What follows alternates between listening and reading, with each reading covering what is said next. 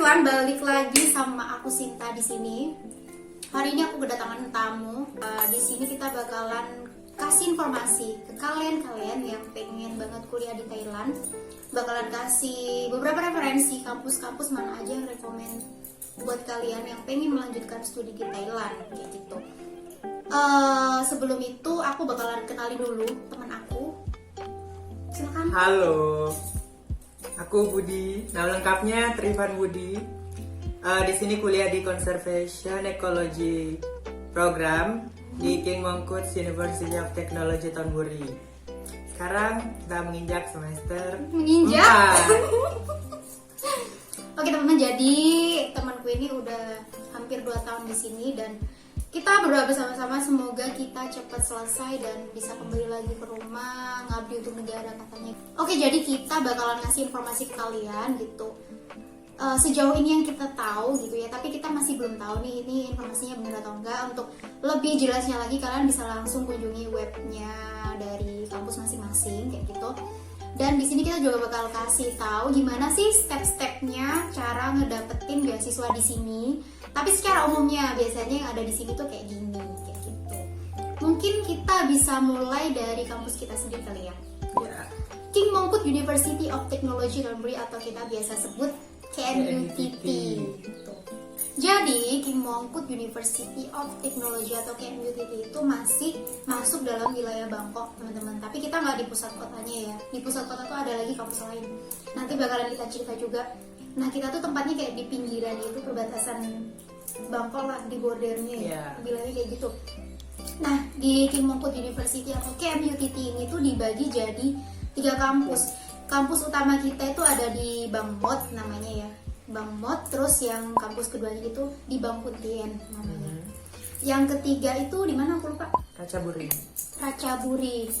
Jadi kalau kan kita pasti dalam satu kampus tuh ada anak undergrad, ada graduate sama doktoral student gitu.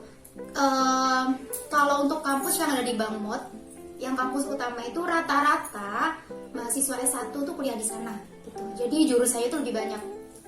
Untuk yang Bangkuntien itu kita campur ada undergrad, graduate sama doktoral juga gitu. Tapi kampusnya lebih kecil gitu. Nanti aku kan kasih gambaran kayak gimana sih kampus Bangmot, Bangkuntien, dan yang satu lagi apa tadi? Ratchaburi.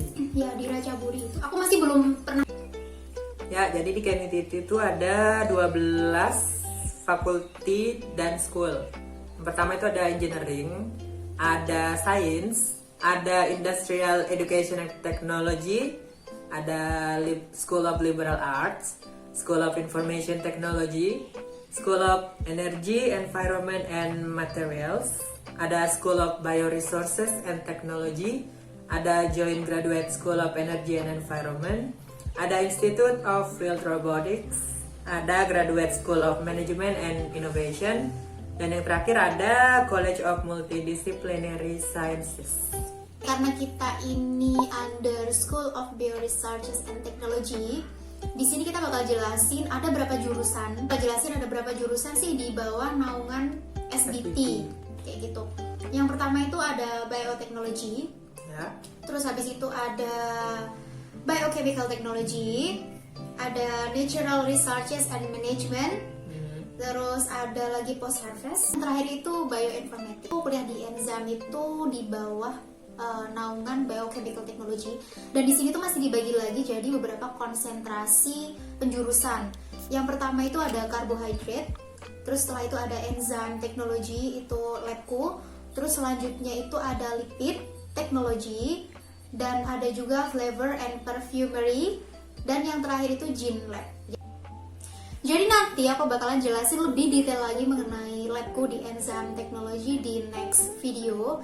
Terus pantengin terus, dan sekarang ini kita masih fokus secara umumnya aja ya, gambarannya secara umum. Jadi kalian nanti lebih bisa memilih aku harus kemana kayak gitu. Nah, kalau untuk di tempatnya Budi, karena dia itu di bawah naungan Natural Resources and Management, mungkin bisa dijelasin ada berapa jurusan sih di situ? Oke, di NRM itu ada 2 research interest. Jadi yang pertama itu ada Community Resource Management. Jadi itu lebih ke sosial. Jadi gimana pendekatan sosial itu untuk pendekatan sosial untuk kepentingan manajemen, manajemen of natural resource. Itu yang kedua, itu ada conservation ecology, itu tempatku. Jadi itu lebih ke fokus ke hewan atau tumbuhan mamalia perairan. Tuh biasanya ada juga ke modeling atau ke genetik atau ke ekologi biasa. Kamu nih kemana nih? Genetik? Kalau aku ke genetik. Jadi kalau Budi ini fokusnya ke genetik gitu. Jadi kamu kayak ambil sampel dari laut gitu ya? Gimana sih? Itu. Tergantung, kalau genetik itu bisa kita mengenalnya biasanya genetika populasi atau molekuler ekologi. Itu nanti tergantung dari research questionnya. Kalau misalnya kayak aku, karena itu dari cetacean atau mamalia laut yang statusnya critically endangered, jadi sampelnya kita nggak ngambil. Jadi kita biasanya sampel dari mamalia yang terdampar, itu yang diambil sebagai sampel untuk diteliti. Kayak gitu. Setahu aku dia lagi neliti dolphin. Ya. Dolphin apa pesut sih? Ya pesut. Dolphin tuh pesut. Pesut. Sama gitu. Aku pikir beda. Bahasa Inggrisnya dolphin kan lumba-lumba nggak sih? Beda. Apa sih? Sama tapi beda no family. Kalau di SBT ada biotechnology, ada biochemical technology, natural research and management, ada bioinformatic, dan yang terakhir itu ada post harvest. Nanti aku bakalan undang temanku juga anak bioteknologi untuk bincang-bincang sama aku gitu. Itu masuk ranking keberapa gitu menurut data dari QS. Berdasarkan peringkatan dunia, berdasarkan QS World University Ranking, KMIT itu berada di urutan 800 sampai 1000. Jadi rankingnya tuh masih antara 800 sampai 1000. Terus berdasarkan subjeknya nih ada di 301 sampai 350 untuk berdasarkan subjek rankingnya ya. Ya. Terus yang dari Asian University Rankings kita pada posisi 189 ranking tahun 2021 yang terbaru kayak gitu. Dan se-Thailand kita itu secara umum itu kita peringkat nomor 8. Peringkat pertama didudukin oleh Chulalongkorn University. Ya. Seperti biasa. Secara umum ya. Secara umum itu Chulalongkorn University. Jadi sebenarnya Chulalongkorn itu cocoknya untuk field yang mana sih, Bud? Yang cocok tuh? Ya, semuanya bisa sih. Semuanya bisa, termasuk engineering juga. Cuman kalau varian dari jurusan yang teknik di KMIT itu lebih banyak gitu pilihannya. Ada civil engineering, ada food engineering, ada mechanical engineering, komputer, dan engineering yang lain kayak gitu. Kalau di Chulalongkorn itu kan mungkin kebanyakan kalau anak-anak Indo yang mau kesini tuh mungkin ke sains ya, itu bisa direkomendasikan untuk kuliah di Chulalongkorn kayak gitu. Kalau itu di Mahidol. Oh tapi kalau Mahidol ke health. Iya lebih ke itu. Chula juga sih. Cuma masih bagus Mahidol. Sejauh yang kita tahu ya, sejauh yang kita tahu itu kalau untuk medical itu ke Mahidol University kayak gitu. Jadi di sana tuh ada imunologi, terus ada juga biology engineering pun ada di Mahidol University. Tapi yang paling bagus sejauh yang kita tahu itu di kedokterannya. Perawatnya itu bagus di situ. Chula juga bagus sebenarnya. Sama-sama bagus sih, cuman rata-rata kalau anak-anak pengen ngambil di medical itu ke Mahidol University, dan Mahidol di sini menempati ranking kedua se-Thailand secara umum kayak gitu. Ya. Yang ketiga itu apa nih? Bergajah. Chiang Mai University. Chiang Mai University peringkat nomor 3. Chiang Mai juga bagus sih. Ya. Secara umumnya. Tapi untuk khususnya kurang tahu sih. Iya, khususnya kurang tahu, tapi secara umum dia peringkat nomor 3. Ya. Harusnya bagus sih, tapi kalau di daerah-daerah utara mungkin terbaik. Iya, terbaik sih. Terus selanjutnya ini apa sih? Thammasat University selanjutnya. Nomor 4, peringkat nomor 4 itu Thammasat University. Itu fokusnya apa ya, Bud? Thammasat itu bagusnya di social science kalau tidak Social salah ya, science.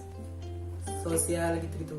Kalau Tamasan Temanku tuh sempat kuliah di Thammasat juga waktu S2 itu ngambil apa ya dulu tuh, Agri ada juga sih, apa namanya, apa gitu. sains dan sebagainya ada, cuma dia lebih majunya di social science kalau Thammasat setahu saya.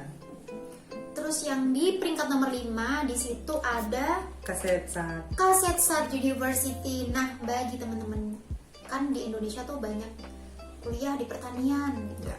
Tuh kalau misalkan mau lanjut S2 dan pengen kuliah di S3. Thailand tuh atau mau doktoral bisa langsung ke Kasetsat University. Ya. Di Kasetsat University sendiri tuh ada program namanya Fast Track. Iya, di Ini semua termasuk itu. salah satu teman saya ini Sering sebenarnya gagal. sebenarnya teman saya tuh mau kuliah di Kasetsat University waktu itu. Programnya Fast-nya 5 tahun, jadi master sama PhD jadi satu. Tapi karena LOA-nya itu terlambat ya. Karena bahasa Inggrisnya bermasalah. Oh, karena bahasa Inggrisnya bermasalah. TOEFL karena TOEFL. cuma ada ITP. Jadi kalau persyaratannya di Kasetsat tuh gimana sih menurut pengalamanmu, Bud?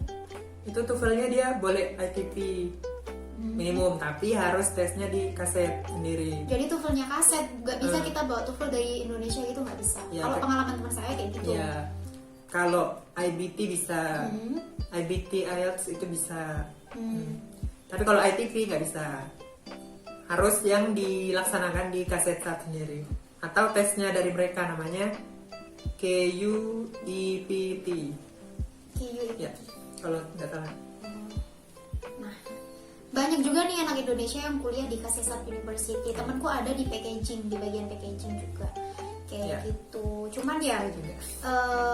cerita dari temanku ya di Kasetsat. Enggak sih, sebenarnya tergantung dari acannya masing-masing. Ya. Ya pas kita dapet acan yang baik ya lulusnya cepet. Tapi kalau pas kebetulan ya pas mungkin emang takdirnya kita dapet acan ini kadang juga agak lama. Bukan lama ya, agak lama gitu. Ya. Kayak gitu. Di nomor 6 apa nih, Bud? Nomor 6 Konken. Konken University. Ya. Aku baru denger sih. Itu dia terbaik di Northeast Oh, daerah Isan. Konken University itu juga secara umum ya, Ya. secara umum kayak gitu. Di sana juga ada engineering, ada sains, Ada sosial, ada macam-macam juga. Nomor 7 ada PSU, PSU. Prince of Songkla University. Oh, Prince of Songkla University ada di South Songkla. of Thailand, ada di Thailand bagian selatan dekat sama Malaysia. Ya. Ini secara umumnya mereka juga terbaik nomor 7 di Thailand Iya. kayak gitu. Dan kita ada posisi pada nomor 8 Delapan. gitu. King Mongkut University of Technology Thonburi. Thonburi. Secara umum ya. Secara umum baik dari jurusan, terus mungkin juga publikasi, jumlah mahasiswa internasional dan sebagainya kayak gitu. Tapi kalau berdasarkan subjek atau penjurusan itu beda lagi rankingnya. Ini cuma secara umumnya kayak gitu. Nomor 9 ada King Mongkut Institute of Technology Latrabang. Labkrabang. Kayak kemetel gitu. Kemittel bilangnya kita kemittel. King Mongkut juga cuman Labkrabang gitu. Beda apa ya bilangnya? Beda universitas, Iya, beda universitas dan beda ini, Bud. beda manajemen. Ya, beda manajemen. Cuman namanya mirip. King Mongkut University of Technology. Kalau kita kan Thonburi, Thailand. Kalau mereka Labkrabang kayak gitu. Ya, namanya institut. Ya, kita university, kalau mereka institute. Ya. Terus yang top 10 nomor 10 Itu terakhir sendiri ada King Mongkut University of Technology Northern Bangkok sama Suranari University of Technology. Suranari University. Ini juga cukup terkenal ya, banyak anak-anak Ya. Indo yang internship di sini atau cuman student exchange ke Suranari University karena mereka sejauh yang aku tahu engineeringnya juga bagus di Suranari Ya. University gitu. Jadi itu tadi top 10 kampus-kampus terbaik berdasarkan dari Asia University Ranking tahun 2021. Jadi Bud, teman-teman di rumah tuh banyak yang tanya tuh. Sebenarnya di KMUTT kan kita pernah di KMUTT nih, ada jenis beasiswanya tuh apa aja sih, Mas, Mbak, kayak gitu. Terus persyaratannya tuh apa aja biar dapet beasiswa kayak gitu. Sebenarnya menurut pengalamanmu nih ya, dapet beasiswa di KMUTT itu gampang apa enggak sih? Gampang. Mulai dari jenis-jenisnya dulu deh, berapa gitu. Oke, jenis scholarship itu ada beberapa kalau di KMUTT. Yang utamanya, yang paling terkenal itu ada Petra Pajongkau Scholarship. Ini biasanya utamanya untuk yang doktoral atau PhD, tapi ada juga yang buat master. 3. Oke, yang kedua itu ada The Greater Mekong Sub-Region Country Scholarship. Ini tuh untuk yang berasal dari negara tetangganya Thailand. Yang satu daratan sama Thailand. Ya. Gitu. Misalnya kayak Laos mungkin, Kamboja, atau Myanmar yang deket gitu, yang punya perbatasan langsung sama Thailand secara daratan, yang nggak nyebrang laut kayak kita. Selanjutnya apa lagi? Ada Multi Intellectual Scholarship. Ini diberikan oleh Her Royal Highness Princess Macha Chris Wellington. Nah, ini tuh untuk student yang berasal dari Asia, Southeast Asia, jadi bisa salah satunya dari Indonesia. Iya. Dan yang terakhir ada Teaching Assistant atau Research Assistant Scholarship. Tapi beasiswa untuk teaching assistant ini cenderung lebih sedikit sih, Bu. Ya. Soalnya dia nggak include sama tuition fee, jadi cuma dikasih itu sekitar 3.500 sampai 5.000 baht aja per bulan selama masa dia ngajar. Jadi kalau pas waktu libur semester ya nggak dapet gaji kayak gitu. Menurut pengalaman dari seniorku yang pernah dapet beasiswa jenis TA atau Teaching Assistant atau Research Assistant Scholarship ini. Oke, selain itu kalau kalian punya pendanaan dari luar, itu juga bisa diterima di sini untuk digunakan di sini. Ya. Terus kamu nih dapat beasiswa yang mana nih? Oh, kalau kita dapatnya Petra Pajongkau Scholarship. Berapa tuh? Nah, Master, untuk yang master. master itu dapat tuition fee sama monthly allowance 8.000 baht. Nah, cuma 2. 8.000 baht tuh kalau dikonversi ke rupiah berapa ya? Sekitar kalau anggaplah 500 rupiah gitu. Ya, Sekitar 4 juta. Sekitar 4 juta satu bulannya untuk master. Ya. Nah, kalau untuk PhD ini beda lagi. Ya. Dan kita ada tuntutan. Kalau untuk master 8.000 per bulan, ada tuntutannya publikasi 1 paper. Nah, Kalau untuk PhD itu ada 2 jenis. ya. PhD yang normal, pokoknya yang normal itu dapatnya 18.000 per bulan. ya. Terus kalau udah selesai Qualification exam. ya, Ya. setelah QE qualification exam itu mereka ditambahin lagi 4.000 4.000, jadi totalnya 22.000 baht per per bulan, bulan. sekitar 11 jutaan. Ya. Sekitar 11 jutaan per bulan untuk yang tipe 1. Ada lagi yang PhD yang bekerja sama Nasda. Jadi Petra Pajongkau Scholarship NSPDA gitu. Ya. Temanku dapat itu 25.000 baht per bulan. Jadi sekitar 12.500 per bulan. Tapi mereka harus publikasinya itu 2 Ya. dan harus ada internship ke luar ya. Keluar negeri. Selama 1 semester kayak gitu. Jadi enak banget, dan dia juga dapat ini dana riset. Ya. Dana research. Dana risetnya itu berapa ya? Sekitar 150.000 kalau totalnya nggak sih? jadi itu 250 nggak sih? Tergantung nggak? Temanku sih dapat 250 apa ya, kalau nggak salah sih, kalau nggak salah ya 250, ada yang 150 juga kayak gitu. Terus dapat Support. iya support juga. Tadi kan disuruh internship di luar. Yang Nah, itu itu dibiayain ada semua sama supportnya sendiri. scholarshipnya. Terus yang jenis, kalau dulu zamanku tuh masih ada KISP. KISP itu buat jenis scholarship juga, tapi nggak tahu nih sekarang di websitenya yang terbaru, updatean terbaru tuh nggak ada KISP. Itu nggak perlu untuk publish, jadi cuman conference cukup kayak gitu, dan dapatnya banyak, lebih banyak 10.000 gitu, nggak perlu. Dan Nggak kayak kita yang 8.000 udah 8.000 publish gitu, tapi semua harus disyukurin. Terus ya, sekarang mungkin diganti sama yang multi intellectual scholarship ini. Temanku juga banyak yang dapat itu, dapatnya 10.000, terus setiap semesternya dapat 5.000 baht. Yang dana apa sih namanya? buku ini apa sih? Uang buku gitu Iya, lah kayak uang ibaratnya. buku, ibaratnya kayak uang buku, pokoknya beli perlengkapan Ya. kayak gitu sekitar 5.000 baht per semester. Tapi kalau untuk kampus-kampus yang lainnya kita masih kurang jelas sih ya mengenai scholarshipnya itu berapa, tapi yang jelas lebih besar sih mereka. Tapi diimbangi juga dengan biaya hidupnya. Kalau misalkan kayak di Chulalongkorn itu bisa jadi dapat 30.000 sampai 35.000 per bulan. Itu sekitar berapa ya, Bu? 15 jutaan gitu. Tapi biaya hidupnya tuh mahal karena mereka tinggalnya di tengah kota banget, deket mall-mall. Iya, di pusat kotanya, jadi agak mahal gitu. Sama juga di Mahidol. Temanku di Mahidol itu ada yang nggak fully funded, jadi cuma parsial. Scholarshipnya tuh cuman dikasih tuition fee. Tapi kalau yang monthly-nya itu dia sendiri. Untuk biaya hidup per bulannya itu dia biaya sendiri gitu. Jadi beda-beda tergantung jenis-jenis scholarshipnya dan kampusnya gimana gitu. Tapi rata-rata kalau di KMUTT fully funded ya. Rata-rata kayak gitu, fully funded. Jadi kalian nggak perlu bingung untuk memikirkan nanti biaya hidupnya kayak gimana. Kalau kita kehidupannya sederhana, insya Allah cukup dengan uang. Kalau untuk master 8.000, insya Allah cukup kayak gitu.